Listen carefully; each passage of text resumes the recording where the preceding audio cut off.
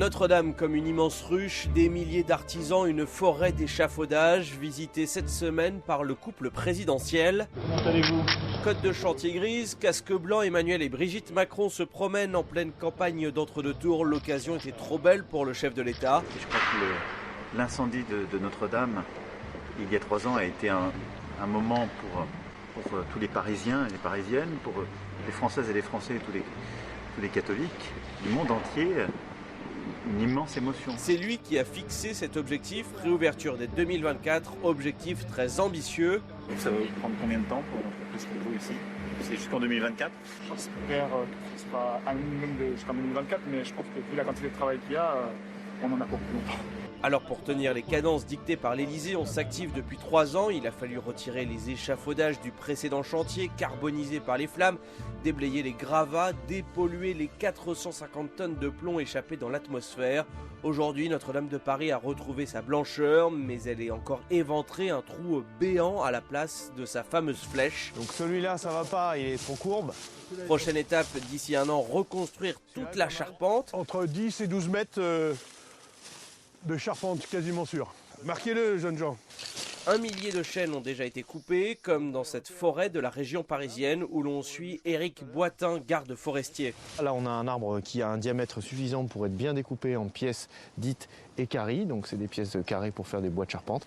Et après, une rectitude sur à peu près entre 10 et 12 mètres, donc ça va nous permettre de réaliser une bonne pièce pour la charpente de Notre-Dame.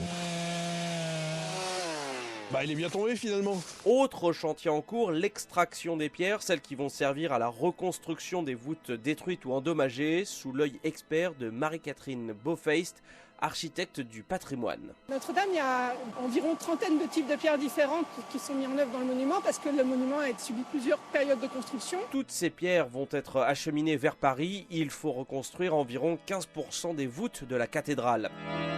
L'orgue, lui aussi endommagé, a droit à sa restauration dans le sud de la France. Ici, à Paris, badauds, fidèles et touristes ont hâte de retrouver leur cathédrale favorite. C'est Paris et je trouve que c'est aussi un symbole de résilience. Parce que non seulement elle n'est pas détruite, mais surtout les travaux ont démarré assez vite et puis les travaux vont avoir lieu, elle va ressortir aussi belle qu'avant. C'est un lien avec le ciel, avec Jésus. Jésus est présent à Notre-Dame. Nous avons le pape, le Vatican. Vous avez Notre-Dame, qui est le symbole, pas seulement de la ville, mais aussi de la foi catholique.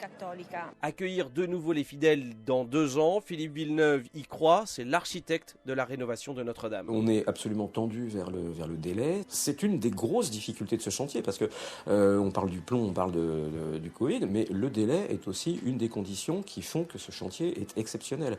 C'est un chantier présidentiel, mais c'est aussi un chantier mondial. Donc on n'a pas le droit à l'erreur, ni technique, ni de rendez-vous. Même si, concède notre architecte, d'autres travaux se poursuivront au-delà de 2024.